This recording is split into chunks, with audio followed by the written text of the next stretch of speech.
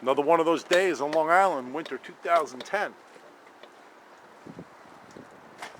Never dreamed you'd be in the deep freeze. But we got some warm weather and some rain today. But it doesn't matter to me because I'm building a boat.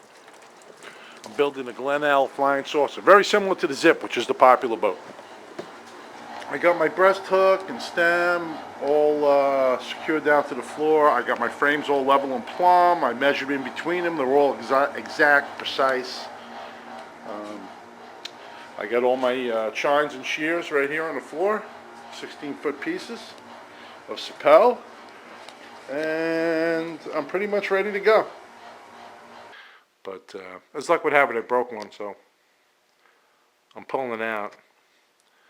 And I'll fix it. I'll be an expert on the next build. I'm going to be doing my chines and laminations, 3 laminations. That's where we're at now. If I had known it was so easy to twist, this little piece of wood here, 1/4 inch by 2 inch, into submission, I never would have even tried doing it at a 1 inch. I'm laying on my back, looking up through the bottom of my boat to the garage door. So what I'm trying to do here, I made myself a little tool. My 2 laminations of 5/8 by 1 1/4 for the shear, attached to my initial lamination of the shear, and I'm just kind of holding it up here, and I'm going to cut it like that. Clean up that. I kind of roughed them out, and as you can see, I really mean I roughed them out. So I just got that up there. I take my pencil. I'm just going to make a nice clean edge, nice clean mark, so this thing sits squarely in that notch. Man, I hope nothing falls on my head. All right.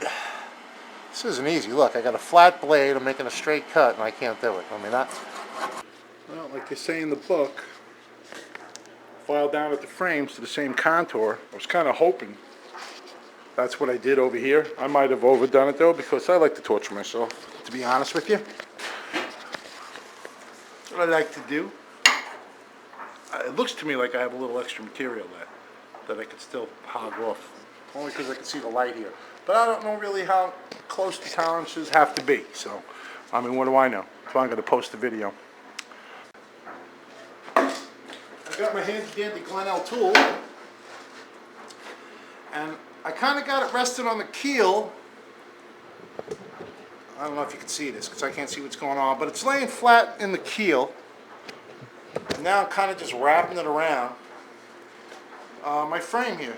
I just want to see what you guys think. This is where it twists a bit up around frame 4, but is that the way we're supposed to be? I mean, it's pretty tight. I don't see any gaps. It's kind of laying flat on all the wood. I'm just a little nervous. I'm hogging up too much material. And I'm kind of working my way back, just doing the same thing, making sure I'm not bearing down on the wood too much, and making sure there's no gaps here. And I'm just not 100% sure how it's supposed to turn out. Do I leave it a little high over here? I don't know. What do I know? I like to torture myself, so I hog off a lot of material, then I'm going to post a video. Hey, what do I do? So there we are. Transom, frame 2, frame 4, frame 5.5. And I'm really not sure if I'm doing the right thing. I think everything's sitting pretty square and flush as far as, no gaps in the battens, and it's laying nice and flat on the chine. So just asking your advice, what you guys think. I'm just working my way back. It'll start to flatten as the boat gets back more. But if I see a gap, like I don't know if you can see that, I got the tiniest little gap right there. I mean, in my mind, I'm thinking that means this has to come down. It's not laying the way it should. Trying to think it's a little high. I got my Glen-L tool out, and I can see a little. Put it over here. Okay. You can see that. I'm seeing a little light in the frames here. So I'm thinking that I'm high. All right.